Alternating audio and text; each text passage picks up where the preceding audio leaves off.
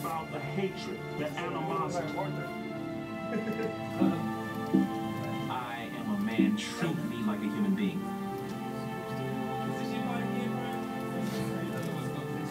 You just can't stop the stupidity and the racism with just words. That single gesture was like a stick of dynamite in a pile of flame. People thought that Victory Stand was a hate message, but it wasn't. It was a cry for freedom.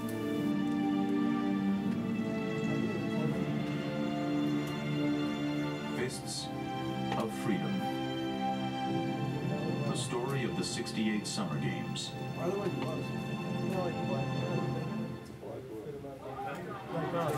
During the long, hot summer of 1968, our country stood on the eve of destruction.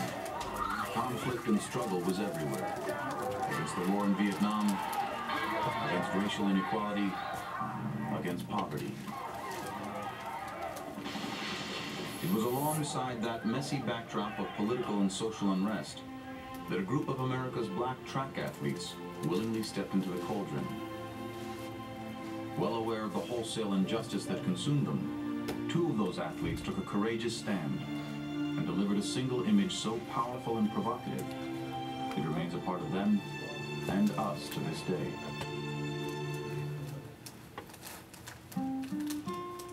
What's revealing is how those athletes arrived at that seminal moment.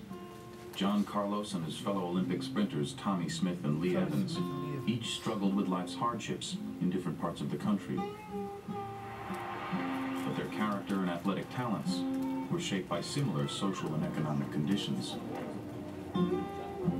I came into San Jose State 6'3", about 170 pounds, dripping wet. Tommy, you're really strong, guys. I just can't keep up with you. You can run for a mile. Did you work out all the summer? I said, no. But actually, I did, because I worked in the field. My family background was a farm background, a hard-working background. Picking cotton, chopping cotton, cutting grapes, feeding the hogs, milking the cows, everything. They used to walk up to town with my 25 cents and buy an ice cream and be heckled on the way up there. Get out of the road, little nigger. Go back to the jungle. I'm just going to get me some ice cream. As the 7 kids got up and he said, everybody up, we're going to work. I said, well, Daddy, I have a meet today. He said, you can run this Saturday. But if you take a second place, you'll be out in the field with the rest of your brothers and sisters next week. Man, since then, I got a lot of burn marks across my chest. Lee and I met in the grape fields. I grew up in rural Fresno, California. I did a lot of farm labor work as a kid. I did farm labor work till I was 16 years old, every summer, all summer, sun up to sundown. After you work 10, 12 hours in the cotton field or the grape patch, then you come and you bring your cotton to the scale to be weighed, and the guy is just cheating you at the scale, call you nigger, you know. I buy $1 worth of gas, and go buy $1 worth of worms, and go fishing and catch enough fish to eat all week.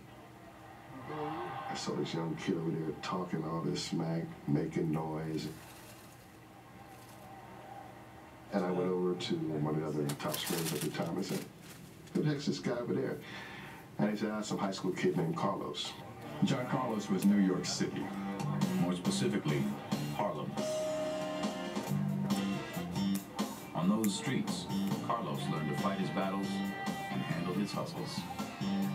He was boisterous on the track, he was boisterous in the classroom, he was boisterous in the parties that he attended, he was boisterous when he tried to hit on women. He had an entirely different demeanor. Some guy at a service station was giving his little daughter some grief, and John just got out of the car and smacked the guy. He just knocked the guy down, put the child in the car and left. You wanted him to be your friend because you didn't want John Carlos as your enemy. Athletics was their one chance in life to escape doom or poverty. They had a sense of hope. For Smith, Evans, and Carlos, speed was more than their salvation. It was also an accurate reflection of their unique personalities. Tommy was the fastest human being that I had ever seen. Hey! I've pace at maximum speed was at 25 miles per hour between 50 to 75 yards, and Tommy was actually increasing to 28 miles per hour at 75 meters to 100 meters. His stride length, which averaged 8 feet 5 inches, actually increased to 8 feet 8 inches the last 20 meters of the 200 meters. In Sacramento, California in 1967, Came up the curve. I would run. I said, man, I want to beat Tommy Smith today, boy. I want to beat this guy. my peripheral vision picks up a kneecap. His knees are about as high as my eyebrows. Whenever the knee came down, he's 7 meters in front of me. I said, nobody's never passed me, first of all. And secondly, no one never passed me like that. He was like he was on a motorcycle. He's gone.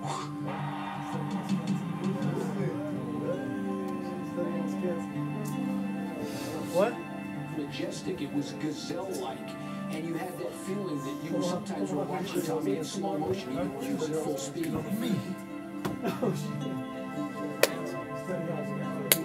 Who's this? Lee Evans was almost the opposite of Tommy Smith's grace. You knew he was working hard. If you had to pick one athlete in this century who symbolized what Kipling would describe of 60 seconds worth of distance run, it would be Lee Evans. Lee was the most ferocious, tenacious competitor I've ever watched on a track, and maybe in sports. His form was not what you would call classic. Lee had a running style that made you call him the Tasmanian devil because he was everywhere. I weave left, I weave right. Sometimes his arms, instead of going up and down, you see him flailing across the track. He was like a drunk on roller skates half the time.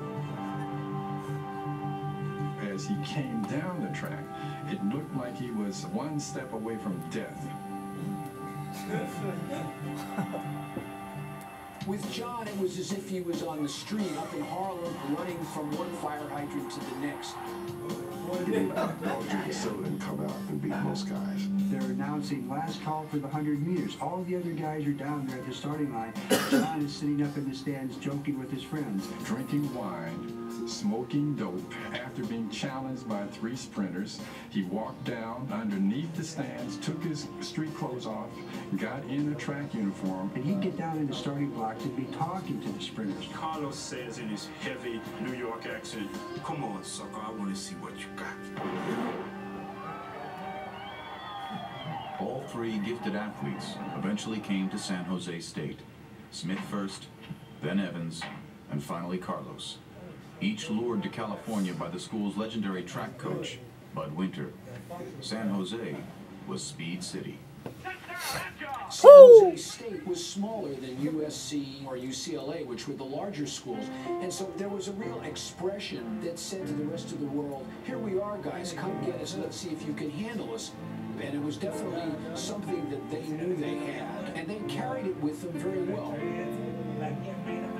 And Speed City became kind of synonymous, not only with just the sprints, but also a kind of expression of the athlete himself. And it was primarily through the voices of the black athletes, who were very much individualists, who also had a certain culture and character about them. Tommy Smith arrived at San Jose State in the fall of '63. Afraid of having to go back and work the fields, he was determined not to fail academically. I had my horn rim glasses. I had my big old bag of books. I had my trails to go to the library. He gave me a sheet of paper. He said, Evans. I always call him Evans. These are all the classes you have to take to graduate. Make sure you take them all. Smith wasn't interested in the politics of the times. He even joined the ROTC, his generation's ultimate conservative symbol. He was studious, religious, and not the least bit rebellious. We both shared, I think it was $13, a little phonograph. He had a